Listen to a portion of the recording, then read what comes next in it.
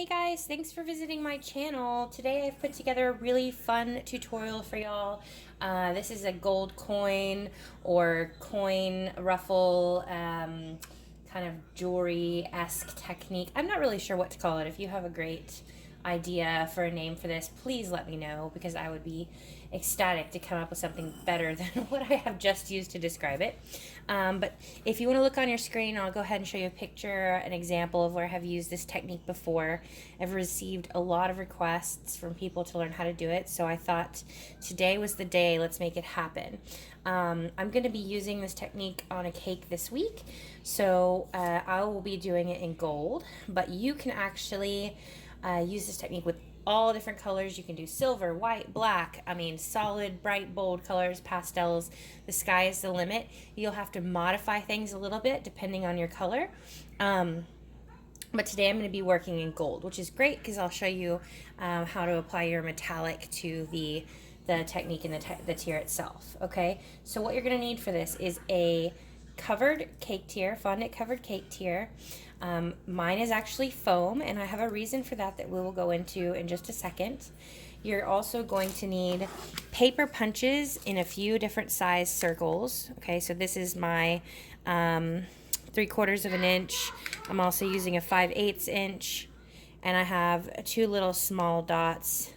These are a little bit bigger and a little bit smaller than a like a hole punch tool, so you could use a hole punch tool as well if you wanted to. You're also going to need some double ply wafer paper. I like the double ply because it's a little bit stiffer and it's less prone to warping when you paint it, but if you have single ply at home, that's fine too. Okay, you're also going to need some clear piping gel. I'm using Wilton brand as that is one of my favorites. A small bowl to put some piping gel in because we don't want to get gold paint or silver, whatever you're using, into your big container. You're going to need a bowl to put all of your paper punches in. And then in our case, as we said, I'm going to be painting this tier gold. So I will be using some Ideal Gold along with some Everclear just to make my paint, to mix my powder and my Everclear together to make a paint.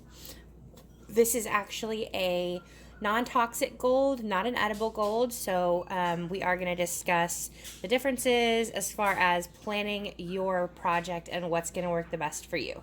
So let's go into that first, okay? Like I said, I am making this tier in gold, and for that reason, I have actually opted to make this a divider tier. So I'm going to have a tier that goes on top of and below this divider, simply because A, this client wanted a little bit more height, and B, for me, I just feel safer knowing that if I'm using a non-edible metallic, that it's not something that's going to be touched or cut really or attempted to be eaten. Now, this is not a technique that I would really expect most people to look at and say, oh, that's so appetizing, I want to eat that fondant.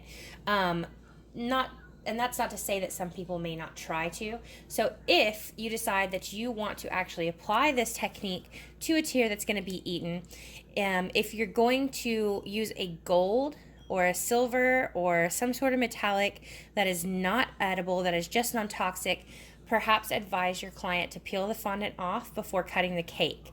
If you're going to be applying this technique to a tier that is definitely going to be eaten, but it is in a solid non-metallic color, or if you are using an FDA approved edible color, then you have nothing to worry about, okay?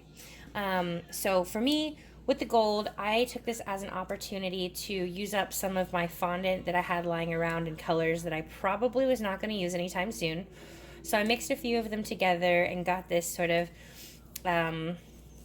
dingy yellow color. It's not really going to matter what color my fondant is to start with, because once it's painted, you're not really going to be able to tell.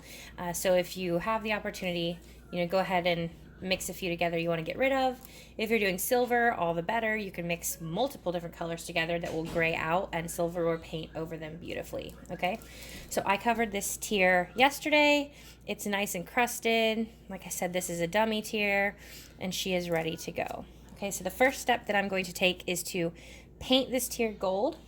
using my gold paint that I mixed again by mixing my Ideal and my Everclear together until I had sort of a milk-like consistency, because that is going to give me the best coverage.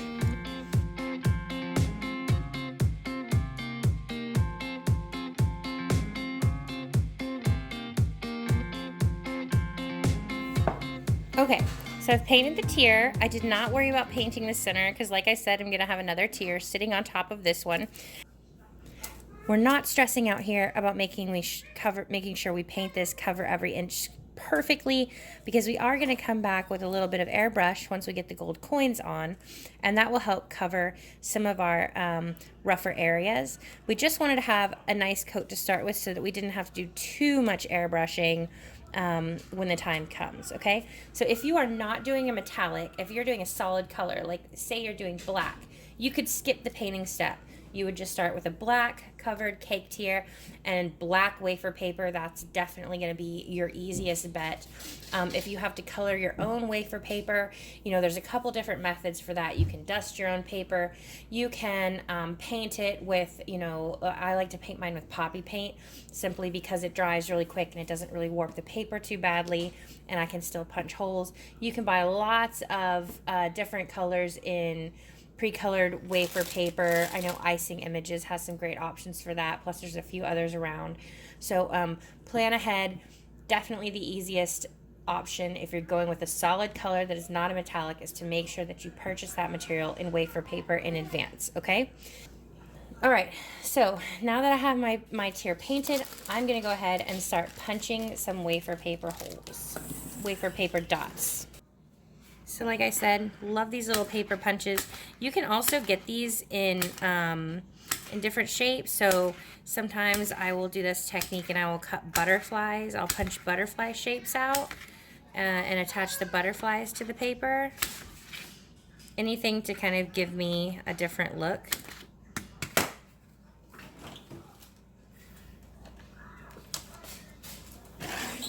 And as I'm going along, I will cut the excess off just so that I'm not wasting any paper. You'll start to get an idea of where it's actually punching and how much space you have between each punch so that you don't waste too much paper. If you have a few punches, like I wouldn't necessarily use that punch because it kind of looks more like a moon, but if you have a few punches where you have, you know, a little corner cut off or something, that's not really a huge deal. No one's going to notice that once you have them all on the cake.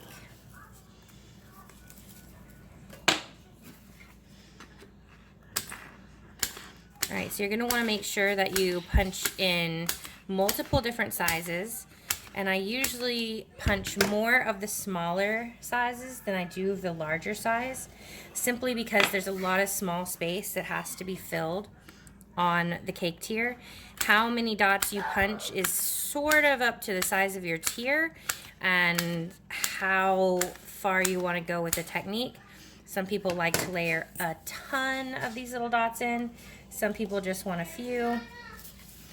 I kind of like to put a lot on there, but the good news is that if you don't have enough, you can always come back and punch more before you have to go back and paint that gold. However, you will want to work rather quickly once you apply the glue to the tier, because as that glue dries, it becomes a lot harder to go back in and add glue when you have to apply more paper punches. Okay, so on this little sheet, I'm going to go back in and fill this in with some smaller holes. I have had people ask me about painting the wafer paper gold in advance before punching. The reason that I don't do that is because with these little punches, if you have gold on your paper already, that gold builds up in your punch and it can really start to jam things up and make it hard to get a smooth punching process. Then you end up having to go in and try to wash all that gold out, and as you know, gold can really stick. It can be really hard to remove sometimes. So for me, it's better to just come back and airbrush that extra gold onto the punches later.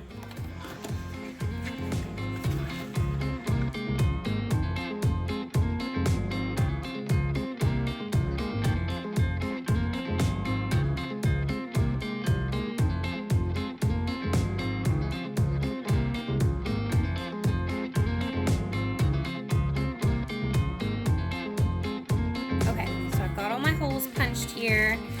I'm gonna mix them all up so you can get an idea of, you know, what that mix looks like as far as numbers are concerned. I punched about 1.5 pages of both the 3/4 inch and 5/8 inch holes, and then I punched 2 pages each of both of these small sizes. Okay, you're gonna need more of those because they're the little fillers.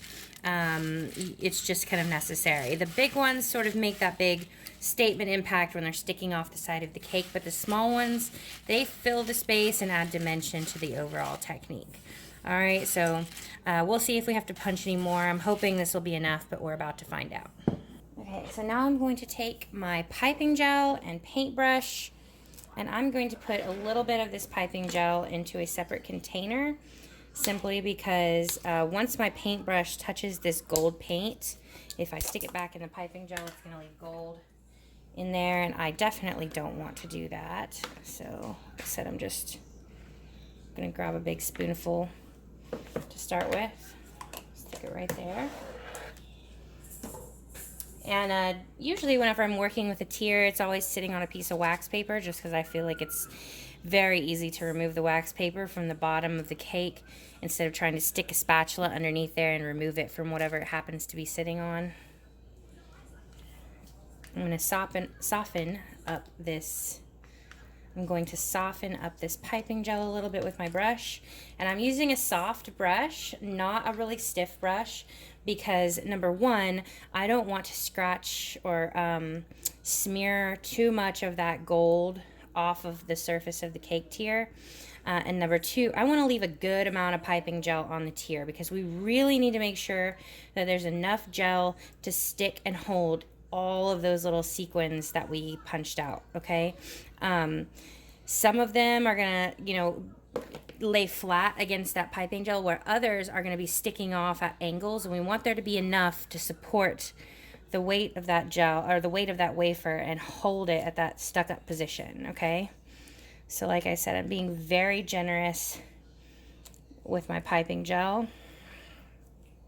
Again, if you're doing this on a solid color tier, so if you're using black for this or white or something, then you don't have to worry about that painting step. However, making sure you're using clear piping gel, not the purple. Even though the purple does, you know, supposed to turn clear, I've had times in the past where it didn't completely clear the way it was supposed to, especially if I was using a large amount, if it was very thick. Especially with moisture coming in from the cake. And that's another thing we can talk about while I'm sitting here painting. If you're doing this on a real cake, I always get people asking me questions about putting wafer paper in the fridge. I have no issue putting wafer paper in the fridge. I use a residential fridge, not a commercial fridge. And again, I generally use the double ply wafer paper, not the single ply wafer paper, so it has a little bit more strength. And I have yet to have an issue with my wafer paper warping. If you have had an issue with your wafer paper curling or warping under the humidity of your fridge, there's a couple things you can do. The first one would be to actually temper your paper, condition it, and you can do that by steaming it. And you want to steam it on each side. First steam it on one side and it'll curl in that direction, and then steam it the other side to curl it back. And once you do that, it's pretty well tempered to the humidity, and it's not going to change its shape much on you. You can also seal your paper with like a glaze, or some sort of like confectioner's glaze, something like that. I think they have that available in sprays, and they also have it available in like paint, something that you can apply to the paper itself. That will make it waterproof, so that's one option that you have. But as far as using it straight out of the bag, like I said, I haven't had a problem with this paper. This is the Oasis brand off of Amazon, the pretty cheap stuff. And maybe if you have a commercial fridge, you might want to pay attention to the placement of your cake in the fridge. So, for example, you may not want to place this cake right next to the condenser or the area that's blowing that cold air out, because there's going to be more humidity close to those areas. So some commercial fridges I've used before, I've seen that area where the air circulates at the bottom of the fridge. So I would place my cakes at the top just to be certain. Check with your fridge, check in your fridge, I should say. Figure out where those more humid areas are, and maybe avoid putting this particular cake in that area. Okay. All right, so as you can see, there's a really good amount of piping gel. I'm just doing a double check to make sure I got every area, because it's, like I said, it's hard to go back and add in more once you start to put these little coins on. Okay. All right, so I'm gonna grab a sheet pan here just to make my life a little easier. And then I am going to mix up these dots and start applying them to the cake. Basically, I take a handful and I pull my hand up and over the cake, and I'm pressing in to help them stick to that piping gel securely before I remove my hand. I'm not going to put too many up here, maybe a few on the edge, because don't forget, I still have to set a tier on top of this. And I don't want to have a bunch of wafer paper right here that's going to keep my tier above from sitting flat, okay? I can always come back later once the cake is assembled and hand paint a few gold coins and glue them in place, just to kind of fill out the top part of this tier. But for right now, I'm only focusing on the sides, maybe the corners.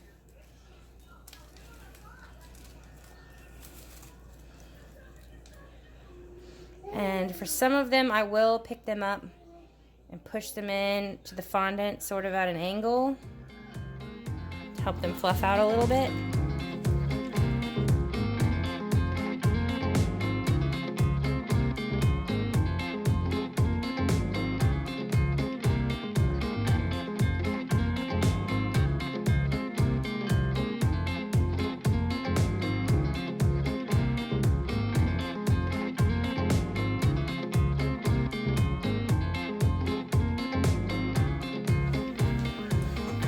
Okay, so now that I have got a good base layer of coins down on that tier, I know it looks a little funky right now, but it's not going to.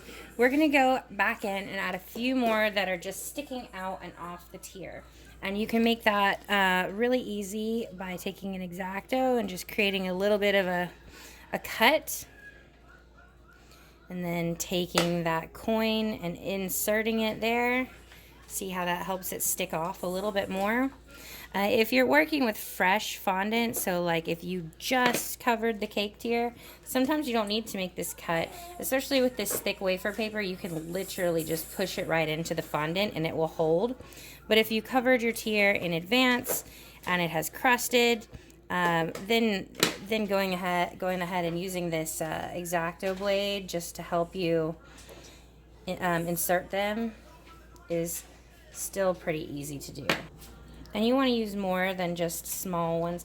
Now, some of the small ones are easier to attach, or I should say they are pretty easy to attach just with a glob of piping gel. You know, you can apply some gel and then stick it to the cake that way. So you don't necessarily have to cut a space, but it will secure them much better if you are inserting them into the fondant. Okay, try to turn them at different angles. It adds visual interest. Try to make sure you use some different sizes for this, not just the bigger ones, small ones too. All of that adds to the overall look.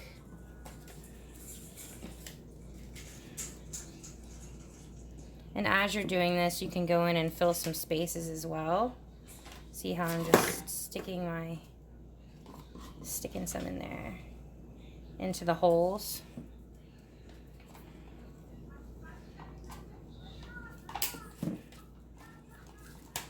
Once we get all of these confetti pieces, little coins stuck to your cake, you want to let this dry for a while, because you really want that piping gel to have dried up and well secured your confetti pieces, because we're going to be coming back with an airbrush over this.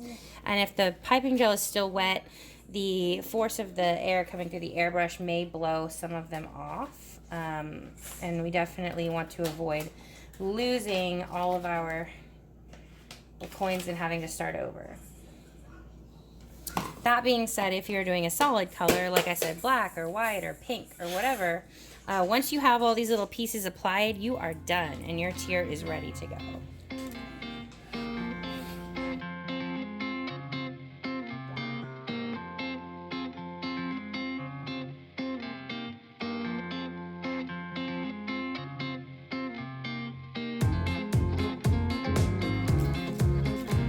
Definitely come in and clear out some of this confetti around the bottom, just so you can make sure that you do have pieces that are well adhered to the bottom of the tier, and you're not going to pick that up and these pieces are going to pull everything off. Because what always seems to happen is you get a little bit of piping gel in the wax paper, and then this confetti will glue itself to the paper and also to the confetti on the cake. So then when you go to try to remove that wax paper, it will take some of the confetti with it. So yeah, like I said, I just clear this away so I have a good view of what's actually stuck to the cake and what is actually stuck to the paper. Okay.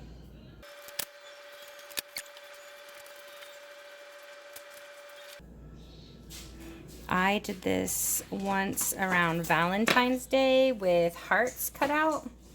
I actually did a pink covered cake tier and then punched out different colored hearts, like pinks, red, white, Valentine's colors, and stuck those to the cake, and that was super cute. Lots of fun. So this is a pretty versatile technique. You can do it with stars for a starry night cake, you know, twinkle twinkle little star theme.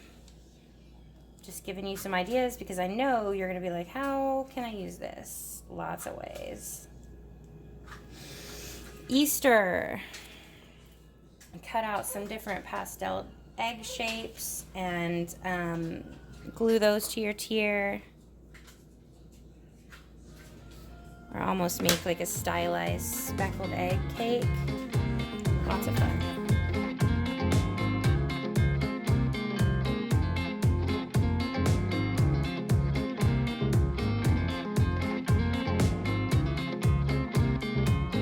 I think this is pretty good for now. I just went around and looked for places that seemed a little bit flat and inserted a piece sticking straight off of the cake to give it a little bit something else there. I even have been grabbing some of these groupings that are sort of stuck together. Like this one has some pieces stuck to it, and I might use that to stick into the cake, because then I actually have two little coins that are stuck to that, and it adds even more. So don't hesitate to play around with your little extra bits here and there. They can be very versatile. That one there, I don't know if you can see, it's actually 3 that are stuck together that I then inserted into the cake. And what I'm going to do is I'm going to leave this for a few hours just so that the piping gel will dry, and then we will come back. Oops, I don't really like that one there. So don't look at any one spot for too long, otherwise you'll be doing this forever. Especially if you're kind of an OCD person like me. Don't worry if every spot is filled. Once you paint this whole thing gold, really you're not going to notice those empty spots the way that you are now. They're going to start to sort of fade into the background. And every once in a while, you know, if one of them falls off, I would rather it fall off now so that I can reapply it and make sure it's very well attached, than for it to fall off later and me have to come back and start the whole painting process again. So I almost am inviting these pieces to fall off now rather than later, just to save me some work in the long run, okay? My fingers are a little bit sticky, so it's kind of easy for me to pick up little random pieces off of the sheet pan here and apply them to the cake. It's a labor of love, but it's worth it because the final effect is just so fun and bubbly and airy. and youthful. It really is a fun technique. Okay. All right, so I'm gonna let this go, let it dry, and I will come back to you when it is time to airbrush. Okay, we're back with our fun confetti coin tier that we've been working on. So I let this dry overnight just so that the piping gel, like I said, just so that the piping gel dried really well, safely securing those coins to the cake. And now we're going to airbrush this gold. If you had done a solid color, you would be done at this point, especially white or, any of those pre-colored wafer papers. As long as you're fondant and the coins are the same color, or even, you could use an array of colors, you would be done. But for the metallic, we do have to go ahead and airbrush. I am expecting when I airbrush this to probably lose a few coins. There's going to be a little bit that blows off, and that's okay because I have extra confetti coins, little wafer paper punches that I can replace those with and touch up with a brush if necessary. Again, when you're mixing your metallic paint, you want it to be, especially for airbrushing, about the consistency of like whole milk. So it's a little bit thick, but not so thick that it's going to clog up your airbrush when you start to airbrush, because that's really a pain in the butt when you have to keep going back and forth, cleaning out your airbrush to make it work. So yes, I don't know if you can see in mine, but this is about the consistency that I'm working with. All right, so I'm gonna put this directly into my airbrush. And for my airbrush setup, I'm using a box and my kids are being super loud, I'm sorry. So for my airbrush setup, I do not have a fancy airbrush booth yet. I really want one of those Cake Safe airbrush booths. Those are awesome, but it's just not in my budget right now. So I'm just using an empty box. I put my turntable inside, and I moved the cake from that first piece of wax paper onto a fresh piece because the old one had, confetti stuck to it and some buildup from the piping gel, and I just like to start clean and fresh, okay? So it's about to get noisy. Just keep an eye on what I'm doing. I'm going to add one layer at a time, and each time that I do a pass of the airbrush, I'm going to position my airbrush, brush itself differently. So I might have it pointed down in the beginning because I want to make sure that I'm hitting all the coins at this angle. And then another time around, I may have my airbrush pointed up. Maybe I can move this chair back for you a little bit so you can see here.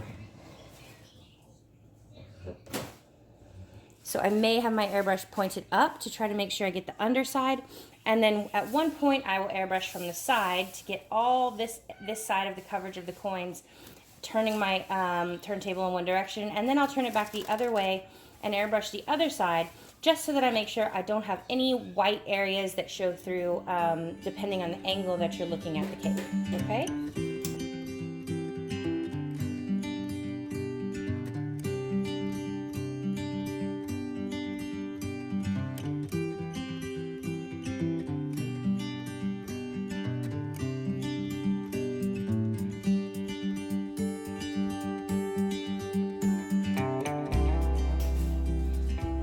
So you'll see I am losing a few coins as I airbrush. That's okay. I expected it. I knew there were going to be a few that weren't in full contact with the piping gel.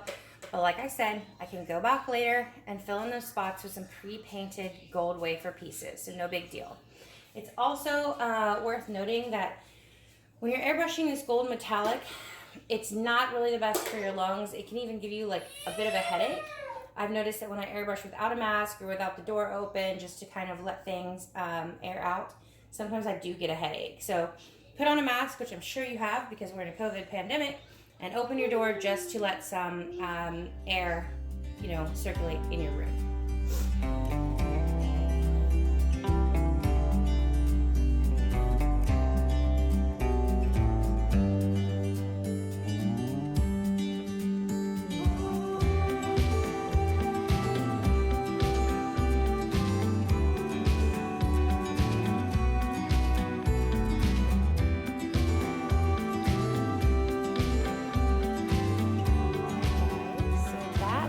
All she wrote. That's really all there is to creating this gold confetti coin technique that I am so eagerly waiting to hear what your thoughts are for a name on. I still don't know what to call it, but it is so fun. It's a beautiful effect for, a Moroccan cake or just a sweet party cake. It's youthful and sassy, and it makes a big impact. So I invite you to try it yourself in all different colors or metallics.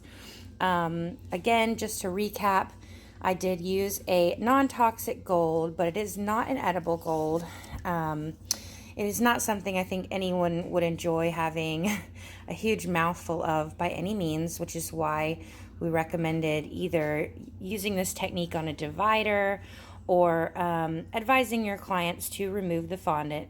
But nonetheless, it is still in the realm of cake decorating and a fun technique to have in your toolkit. If you were to use this technique without metallics, like a solid color, of course, then there would be no concerns with your client eating it. But I can't wait to see what y'all do with this. So if you have any comments, drop them in the comments section below. And please don't forget to like and subscribe to my channel so that I can continue making these super fun tutorials for y'all. Bye-bye.